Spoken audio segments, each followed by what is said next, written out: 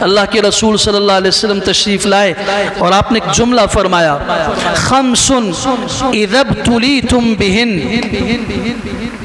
اللہ اکبر، وہ 5 مصیبتیں، وہ 5 ابتلاءات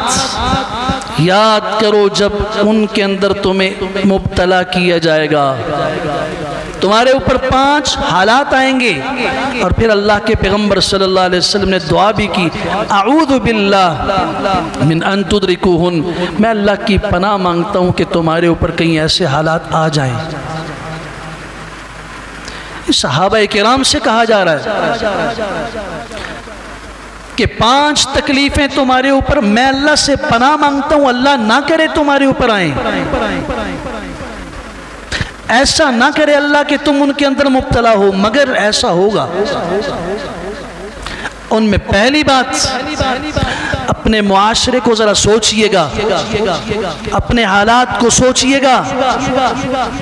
اور پھر فیصلہ کیجئے گا کہ جو ہمارے حالات ہیں اس کے ذمہ دار ہم ہیں یا کوئی اور ہے۔ پہلی بات امام الانبیاء صلی اللہ علیہ وسلم نے فرمائی تھی، لم تظہر الفاحشۃ فی قوم، جب کسی قوم کے اندر کوئی بے حیائی ظاہر ہوتی ہے،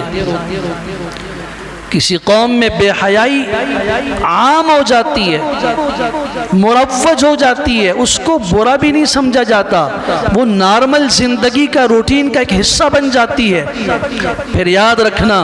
الا فشا فیہم الطاعون والاوجاع،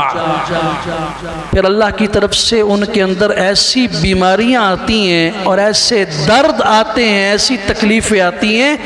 جن کے نام بھی ان کے باپ دادوں نے نہیں سنے تھے۔ بے حیائی جب عام ہوگی، اس کا نتیجہ جس سزا کی صورت میں ظاہر ہوگا وہ بیماریاں ہوں گی۔ میں دور کی بات نہیں کرتا، آپ سے پوچھتا ہوں،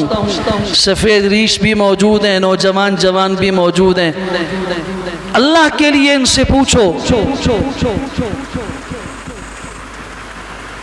کہ آپ کے بچپن میں آپ کے آباء و اجداد کی عمریں کتنی ہوا کرتی تھیں، اور ان میں وہ بیماریاں تھیں جو آج گھر کے ہر فرد کے اندر موجود ہیں۔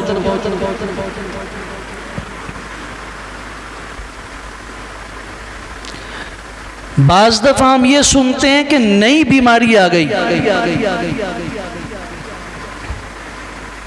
اب ہمیں یہ تو سمجھ میں آ رہا ہے کہ بیماریاں بڑھ رہی ہیں، مگر